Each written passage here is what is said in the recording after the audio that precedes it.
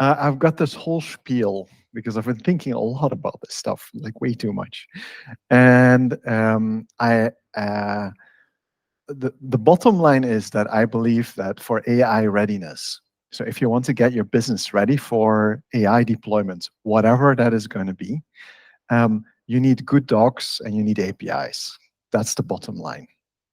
Yeah, it's a whole long story, and I hope you'll enjoy it. I'll try to make it entertaining, and I'll bring in a bunch of anecdotes and stuff. But yeah, let's see. So this is the question for me. Like when this whole AI craze broke, like I don't know, how did you react? For me, it was like, oh crap, what is this going to do? Because so we're a developer portal company. That's what we do. We build developer portals. And there was like people talking about, oh, you don't need documentation anymore, or you don't need developer portals anymore because you can just ask a bot and it's going to answer your questions. It's going to create the code for you. It's going to be awesome. Stuff like that. It was like, what's going on? So a lot of thinking about this, also about some other stuff of where is this whole API documentation world going, and what is like the future of APIs. And all of this is mixed into this presentation.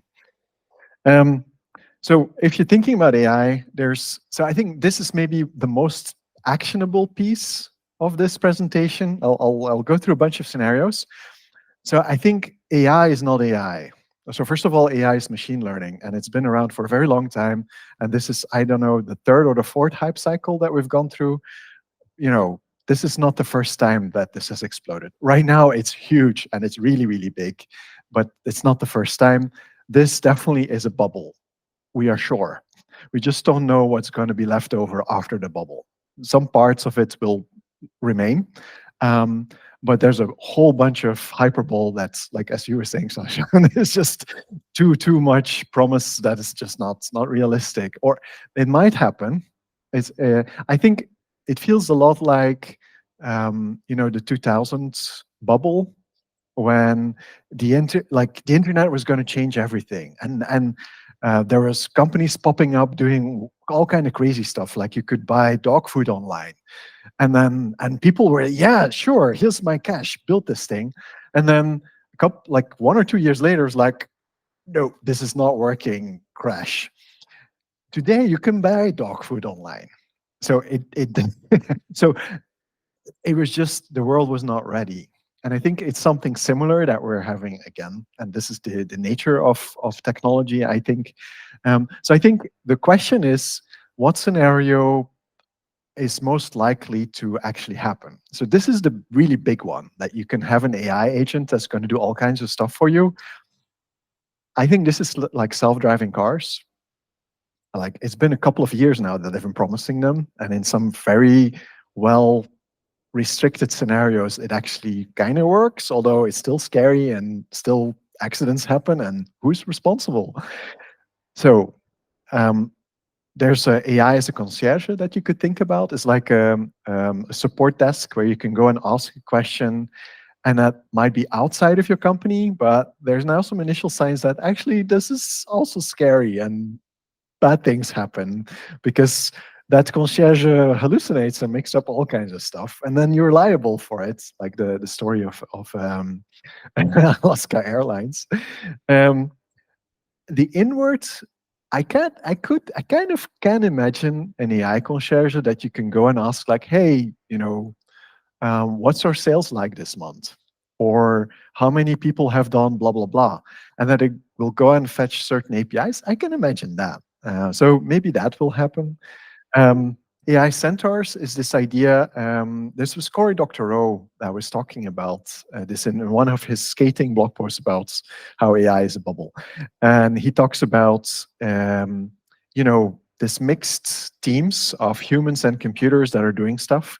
And he was saying, like, you might want an AI like a centaur. A centaur is like a term from chess, where you have some human chess players working together with machine chess players, and they form a team that together decides what the next move is going to be. So very cool stuff. what he was arguing is that you don't want to be in a centaur where the machine is dictating how things are going. Like, it's not really nice to work in an Amazon warehouse where the machine is saying how fast you should walk. That's not fun. On the other hand, if you could have machines doing stuff for you and it makes you more productive and like more playful, that can be nice. But the question is, like, how valuable are those scenarios? Anyway, good article, really interesting. So this might work. Contextual AI inside of applications, we're there. In your smartphones, you have machine learning that is already learning about what kind of words you're using and that kind of stuff. This is already there for quite a while. And then there's dedicated AI services. So the ChatGPT and its like, and stable diffusion, generating images and so on. Now, for my presentation for AI the docs, I tried to replace my traditional, I normally use Unsplash images for adding emotions to my slides. And I tried to replace that with AI generated images. But I started generating images and it was so much work that to get an image that really was telling the story that I wanted to tell, I could do it so much faster with Unsplash that I just went back and was like, okay, I'm not going to do this because I don't have the time for this. So the question now, I'm probably not a very good prompter. Maybe I was using the wrong model. I need to learn more. But I think there's a question about, what is AI going to do? Is it going to make our work easier and faster, or is it going to improve the quality of our work? Tom Johnson wrote in his latest newsletter, he wrote that he's producing twice as much work now with AI, with help from AI. So probably, there's an opportunity for accelerating our work, and then that might, warrant the investment that this represents, because it costs a lot of energy and a lot of money to build and to operate these systems. And then there's a bunch of different specialized services. So which of these do we think are actually going to happen, and when? And based on that, you can start thinking about, what do we need to get ready for that, both in terms of preparing the stuff you need to be able to run these systems, and also in terms of preparing yourself so that you don't get fired because a bot replaces you or something like that. So these are things to think about. And yeah. Now, the really, really long story that I have for you is the answer to this question: what is it that powers AI? Of course, it's electricity, large language models, machine learning, all of that stuff. But that really big promise of AI as an agent that can do stuff in the world, or also the large language model that can answer like interestingly smartly to questions or with the right words, there's two things that are required to be able to do that. One is good words, and the other one is APIs. So I think that if you're in this space, if you're a tech writer and you're doing API documentation, you're in a very good spot. Like, your boss might not know it yet because they might still think that they'll be able to fire you and reduce the costs, and we're just going to take our support chats and we're going to throw it in this thing and it's going to spit out the right answer. I don't think that. I think, like, to have good, because I think then it's just going to degrade and you're going to end up with a ball of mud.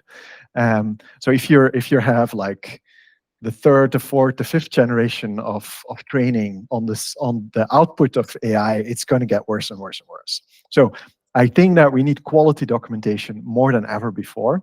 I think that's the most important piece that I want to give you, that you can tell your boss. And also, I think we need APIs pronto. Like, APIs are essential. They're the next utility. This is what this story is about. And I think we're kind of in a moment like at the beginning of, so I'm looking for patterns. So I already talked about the .com crash. So there's a first pattern. I think another pattern we could think about is the Industrial Revolution, when this thing happened. when we first got electricity. And, well, this is what I'll try to explain in the coming text. I'll go really quick. Pronovix, we're a company specialized in developer portals. We run the AI the Docs conference. I run the API Resilience podcast, which is a place where I philosophize about APIs. Like we go really, really deep. There's some, sometimes like the guests are talking and I'm like, whoa, this is over my head. but there's some really, really good stuff. And I've been, this is where I'm getting the feel of what's really going on in the world of the APIs. And connected to this question of what is powering AI, there's this question of what's the role of developer portals in the future? Is there still a place for that? I don't know, is anybody of you working on a developer portal? Like, or API document? So a few people, okay. So then this is not as existential a question as it is for me, but for you, for me, it's quite important. But this probably is relevant, or I would argue this is relevant for every one of you, because of this thing of what I think APIs are going to do in the world. So in January, I published this article that had this statement: APIs are utilities, not products.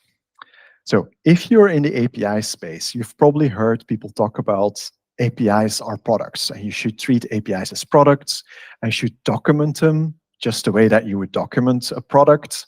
Like, these digital products are products too, and they need good documentation and a wrapper and a branding, blah blah blah, and all of that stuff. Now, when I made this statement, hell broke loose, because there was a lot of people with very strong opinions about this, because they were like, Kristof, what are you doing? I've had so much time and effort convincing my boss that APIs are products, and that because of that, we need to invest in them, and there's ROI, and they need good documentation and all of this stuff. What are you doing? Like, when you say utilities, they're thinking commoditization and, integrations, and we're back to blah, blah, blah, technology. I don't care about this stuff. And so I've softened it a little bit. So I think right now, and I've thought further about it also. It's not just because I don't want to be a contrarian, but actually I think this is a better way of placing it. That companies need to treat APIs as products first, so that they can get ready for APIs to become utilities. Because I believe APIs will be like electricity; they'll be everywhere.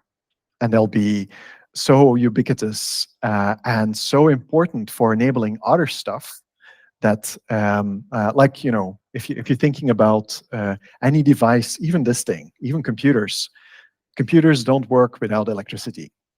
It's because we have a standardized electricity network that we can have computers, lights, projectors, all of this stuff, anything that is doing magic today has electricity in it.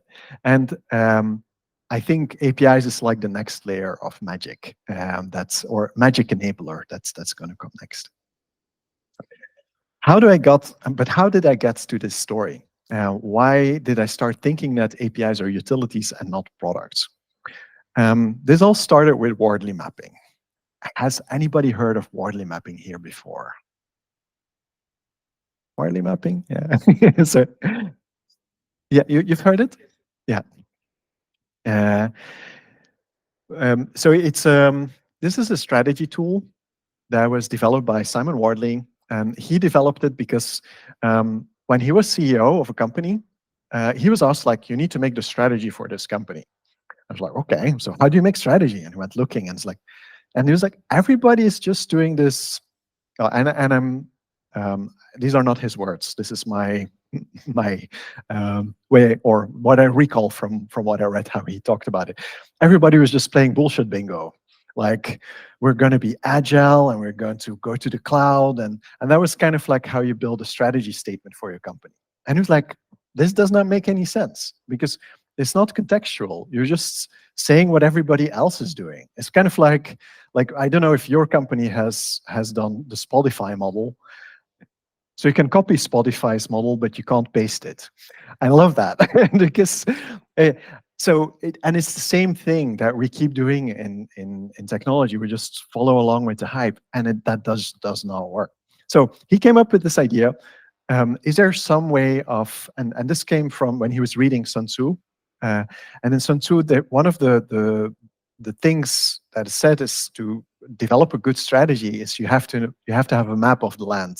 You have to know what is your context, and this is how he came up with this idea to create a map of value chains and individual components in the value chain and how far they have evolved towards being everywhere and a commodity. So the idea is that when a new technology rises up, you first have it in like experimental genesis phase, then it becomes custom built, then it becomes a product, and then it becomes a commodity or a utility. That is this. Now, when I learned about this, so first of all, I was like, oh, this is really cool because he predicted cloud computing before AWS came out. Very, very cool, right? Like if you would have a tool like 20 years ago or yeah, something like that, that could predict that cloud computing is going to happen. Imagine what you could do for your business, right? And so a lot of people got really excited about this. But when I was looking at it, I was like, this is interesting because in API community, remember, everybody's talking about APIs are products. Like, so when are they going to become commodities? and then that is how I started thinking about this. Now, I started looking around, and actually, APIs are already commoditized utilities. This is already happening. Kubernetes actually is a commoditized API or utility API, because commoditized sounds kind of negative because it has this connotation like, your boss doesn't like to hear the word commodity because it means that there's no margins and there's no profit to be made or very little. There's counter arguments, but this is why normal people don't like it. But in the Kubernetes ecosystem, that whole ecosystem is built around an API or a set of APIs that they all share and that they're using together. Similarly, in banking, PSD3 is coming, which is trying to create a standardized API design. As far as if I read this right, a standardized API design that banks would share, so that instead of every single team building their own API and competing on who has the better API design, right? Because this is what we're doing when we're building products, which is really destructive, and it takes away some of the major benefits of APIs. It would be better if we have the same API so that we can make it easier to make integrations and do things. Kamara in the telco world is another one of these.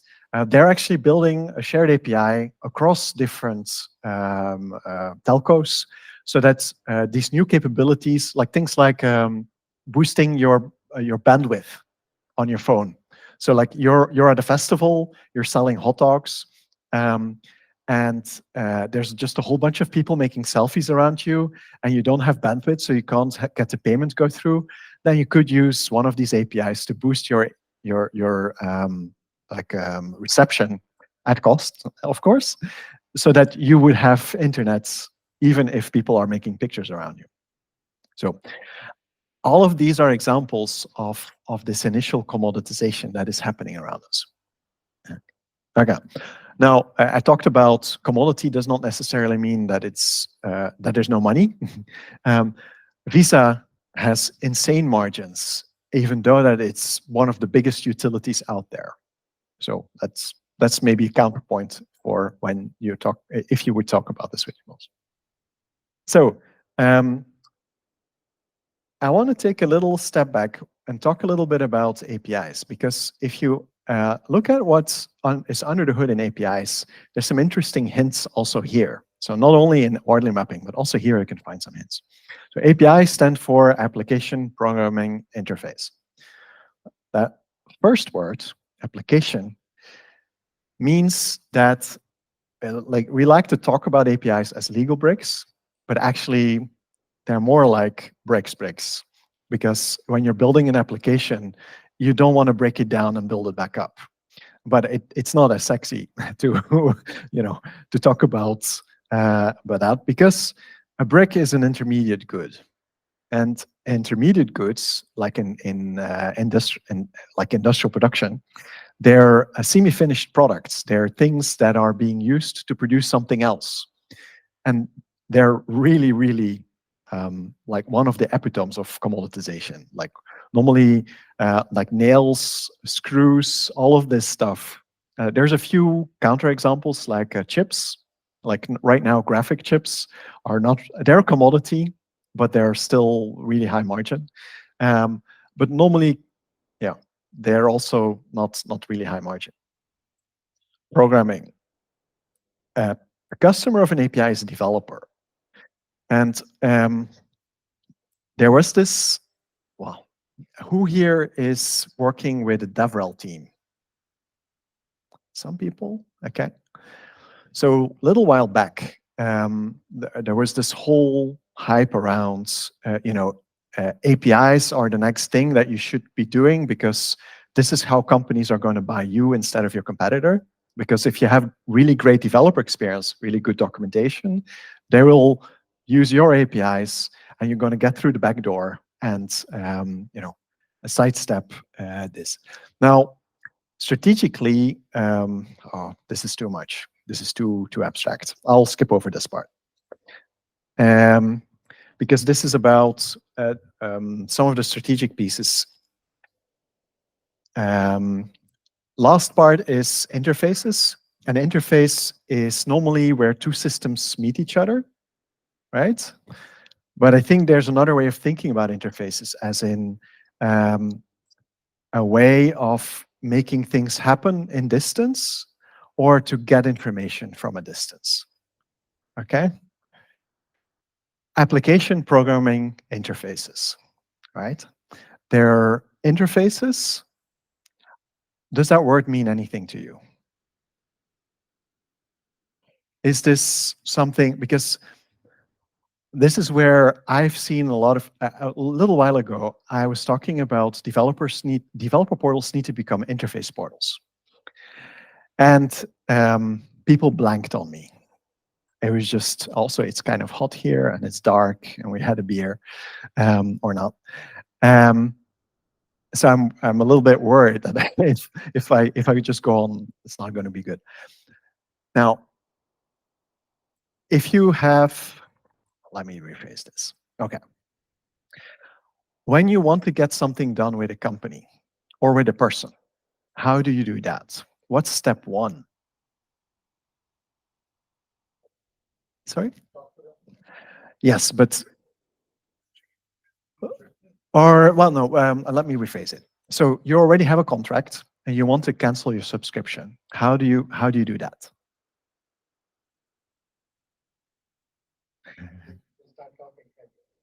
Start talking, but how do you know where to talk?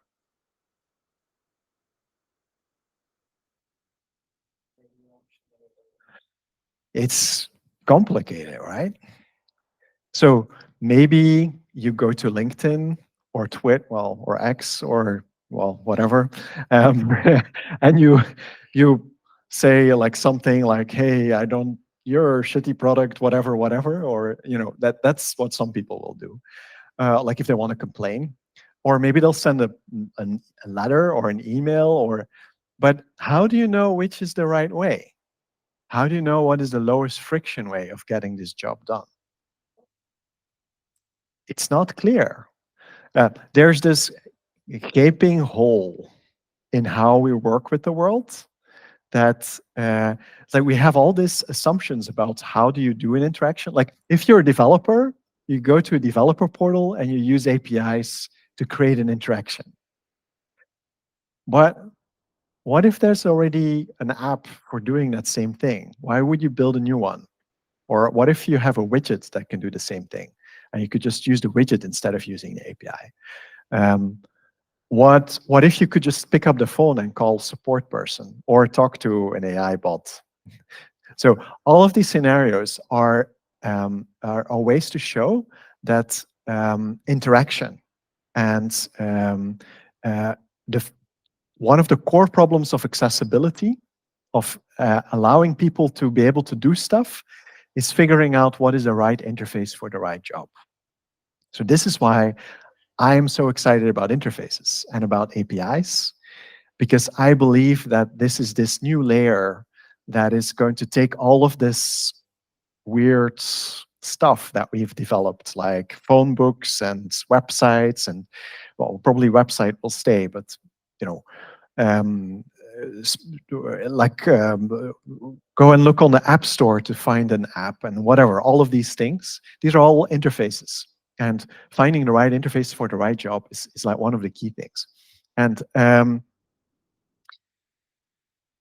I think what has been happening in the digital age is that these interface patterns have been proliferating. Every pattern has its own reaction. So if you're in banking, your bank started with making, I think internet banking came before mobile banking. So you first had internet banking, they had mobile banking, then you had API banking. Will we have soon AI banking? You know, where there's all these patterns that are just proliferating. And if you're imagining people, they have this context and they have ideas about which one they'll pick. But if you have an AI, they'll start doing weird stuff with these interfaces, I think. And this is why I think APIs are important, because they're that layer of interactivity that can lay under it. Let me see. So I'm going to skip over some stuff. I'm going to still show this part, which is about, I talked about this, that's when I talked about interfaces, people just kind of shortcut in their brain. They don't really get that. So I've been thinking about how else to talk about it. So what I recently started talking about is developer solution portals. So that instead of saying interfaces, which is too abstract for most people, to say it's a solution portal that shows you how to build solutions for automated integrations. I don't know if that makes sense. This actually, again, there's evidence for this, because when I started looking around on for some of the the API darlings that kind of were one of the first to have really nice developer portals, like Stripe, for example, they sort now by product. So it's very interesting that this is not really an API catalog anymore. They've sorted by product, but because they're an inside-out company, an outside-in company, where they're API first and they're built based on what people need, and not they haven't been buying a bunch of products and then keeping the names, and then these words don't make sense. But it's kind of like a coherent thing. This makes sense. And then if you look into the documentation, you'll see that they have mixed both API documentation and non-API documentation.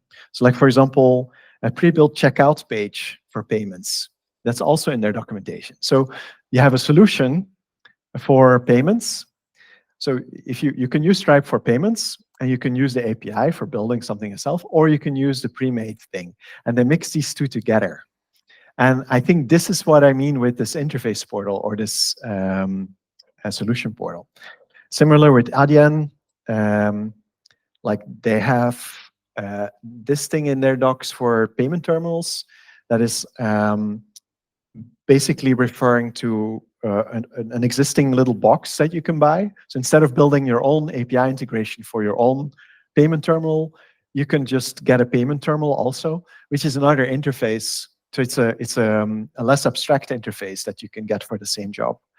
Twilio, they have actually solutions in their main navigation now. And these are really makes totally sense for humans, for mere mortals. And then when you dive deeper, they also again have solutions in their documentation. So this feels that this is happening. This is KBC. This is one of our customers. They have both business solutions and integrations. But the business solutions is the most interesting one because those are basically a solution that with different patterns of using that solution. So you have a QR. So if you have a bicycle loan, so if you want to get a loan, or if you want to provide loans for bicycles because you sell bicycles, you can get a QR code to print on your brochures or to hang in your shop. You can use a widget for your website, or you can start a partnership program, or you can use an API. So they have all 4 of these interface patterns in the same under the same solution. And yeah, and I'll wrap it up here because I think the rest I've kind of covered. There's some ideas about how you could start building a solution portal or start going in direction. But yeah, I want to finish on this note. So if APIs are to interfaces what electricity is to electric lights, then APIs are to AI what electricity is to power tools. Does that make sense? Yeah. Yeah. So I think that that story about earlier about why every company needs APIs, why they need to be well documented. I think that's that thing. So I want to wrap up with that one here. It's a bit disjointed, but I cut out some pieces because I don't want to. I could feel the complexity rising. So and the heat. Are there any questions or remarks that you would like to share?